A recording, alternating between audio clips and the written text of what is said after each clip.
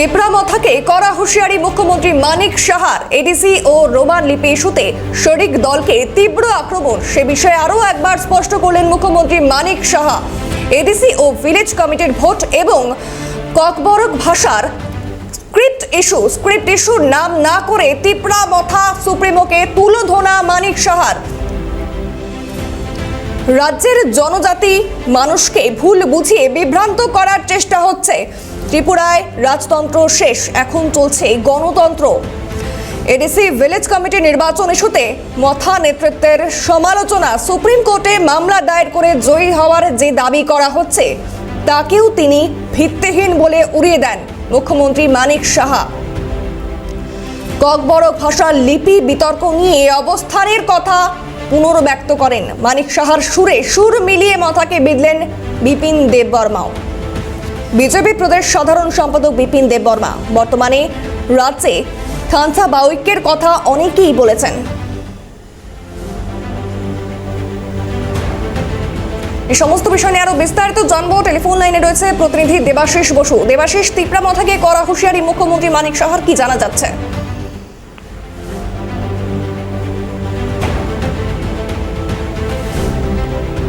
দেবাশিস, শোনা যাচ্ছে? হ্যাঁ, শুনতে পাচ্ছি। টেপরামথাকে কড়া হুঁশিয়ারি মুখ্যমন্ত্রী মানিক সাহার, কি পরিস্থিতি, কি জানা যাচ্ছে? টেপরামথা যখন বিজেপির সাথে ছিল, বিজেপি অ্যালায়েন্স থাকার পরেও শুরু থেকেই বিজেপির এগেনস্টে যারা কথাবার্তা বলছেন, রিসেন্টলি ইলেকশন, যেটা এডিসি ইলেকশনের সাথে করার দাবি জানিয়েছিল টেপরামথার এই দাবি সরকারিভাবে এখনো পর্যন্ত মান্যতা দেয়নি রাজ্য সরকার। তারপরে তারা সুপ্রিম কোর্টে যায়, বিজেপির সঙ্গে অ্যালায়েন্স থাকার পরেও বিজেপির এগেনস্টে রাজ্য সরকার এগেনস্টে সুপ্রিম কোর্টে যায়। সুপ্রিম কোর্টে গিয়ে রাজ্য সরকারের বিরুদ্ধে মামলা করেন এবং সুপ্রিম কোর্ট একটি নোটিফিকেশন জারি করেছে। এই নোটিফিকেশনে বলা আছে যে রাজ্য সরকারকে বলেছে যে পিসি ইলেকশন এবং এডিসি ইলেকশন দুটো একসাথে করা যায় কিনা, কিন্তু টেপরামথা সেটাকে ভুল ভাবে ব্যাখ্যা করছে জনজাতীয় মহলে। তারা বলছেন তাদের পক্ষে রায় গেছে, কিন্তু কালকে মুখ্যমন্ত্রী সরাসরি ওপেন ভাবে বলে দিয়েছেন যে ডিসি ইলেকশনের জন্য সুপ্রিম কোর্ট শুধু রাজ্য সরকারকে নোটিফিকেশন জারি করেছে, সেটা একসাথে করা যায় কিনা, সেটা একটা বিভ্রান্তি। তারপরে এরা রোমান হরফ, যে রোমান হরফের স্ক্রিপ্টে তারা দাবি করছেন, বহুদিন ধরে আন্দোলন করছেন। মুখ্যমন্ত্রী সেটা স্পষ্ট থেকে বলে দিয়েছেন যে রোমান হরফ তারা যেটা দাবি করছে সেটা কোনোভাবেই সম্ভব হবে না এবং সেটা করবে না। রাজ্য সরকার বলেছেন যে রাজ্য সরকার যদি চায়, রাজ্য সরকারের কাছে এক্সপার্ট লোক আছে, তাদের এক্সপার্ট কমিটি গঠন করে তারপরে রোমান স্ক্রিপ্ট তৈরি করে দেবে, সেটা টেপরামথাকে মানতে হবে। কিন্তু টেপরামথা সেটা নিয়ে নারাজ। টেপরামথা বলছেন যে ইংরেজির যে রোমান স্ক্রিপ্ট, সেই রোমান স্ক্রিপ্টে ককবরক ভাষাকে মান্যতা দিয়েছে। সেখানে কালকে মুখ্যমন্ত্রী ব্যাখ্যাটা ভাষণ দিতে গিয়ে বলেছেন যে ইংরেজের যে শাসনে যখন আমরা মানতে পারছি না, কিন্তু ইংরেজি শাসনের এই ভাষা, সেই ভাষাকে আমরা ককবরক রোমান স্ক্রিপ্টের মধ্যে কোনোভাবে মান্যতা দেবো না।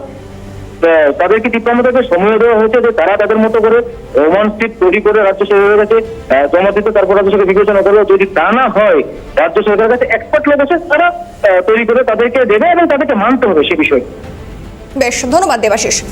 এ বিষয়ে মুখ্যমন্ত্রী মানিক সাহা, বিপিন দেববর্মা বিজেপি প্রদেশ সাধারণ সম্পাদক কি বলছেন শুনবো। আমি জানি এই বুঝতে না দেওয়ার পিছনে অনেক ধরনের কলকাঠি নাড়ে বিভ্রান্ত করার চেষ্টা করে। অনেক সময় এক সময় স্ক্রিপ্টের বিষয় নিয়ে চলে আসে, এক সময় দখল নিয়ে চলে আসে, যে আমাদের এডিসির যে বিসি দখল করছে, এসব মিথ্যাচার নিয়ে মানুষকে বিভ্রান্ত করার চেষ্টা করে। একবার আর্থিক যে প্রবঞ্চনা সরকারের তরফ থেকে, সেইগুলো নিয়ে চলে আসে। সুপ্রিম কোর্টে গিয়ে ওনারা সেখানে কেস করেছেন, কিন্তু এমন একটা ভাব যে জিতে গেছে। আরে জিতুক না, ভালো তো, আমরা তো রেডি আছি ইলেকশন করার জন্য। কিন্তু আসল ঘটনা তো এরকম না। আমরা এডিসি ইলেকশনের সাথে বিসি ইলেকশন করা যাবে কিনা, তার জন্য আমাদের স্টেট গভর্নমেন্টকে একটা নোটিশ দিয়েছে, বাস। এটা 26 তারিখ তার এনলিস্টেড হয়েছে। আর এটাকে নিয়ে বগল দাবাচ্ছে, বগল খুব বাজাচ্ছে। তো আমাদের রাজ্যের মাননীয় মুখ্যমন্ত্রীও তো অলরেডি থানচার কথা উনি বলেছেন। থানচা তো প্রকৃতভাবে যদি দেখতে যাই আমরা তো কোনো সময় কাউকে ধর্মীয়গতভাবে বা আমাদের কোনো কমিউনিটি বা সম্প্রদায়ভাবে আমরা তো কোনো সময় কথা বলিনি।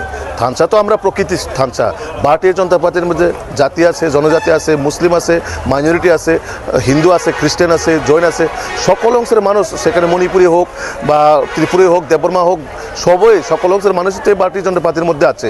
তো প্রকৃতভাবে তো থানচা আমরা, তো এই থানচা হ্যাঁ আমরা অবশ্যই এই রেজাল্টের পরে কে কার কোন অবস্থান কোন জায়গায় থাকবে সেটা নির্ধারণ করবে। কারণ আমরা জানি ভারতীয় জনতা পার্টির এখনও সরকার গড়ার ক্ষমতা আছে। সরকার আমাদের এস্টাবলিশ করার জন্য যা যা আমাদের সাংগঠনিকভাবে করা দরকার সেটা আমরা অলরেডি করতেছি এবং আগামী দিনে আমরা করে যাব। এবং সেটা আমার আত্মবিশ্বাস যে 100% ভারতীয় জনতা পার্টির সরকার আগামী এই 2026 নির্বাচনে সরকার বসবে।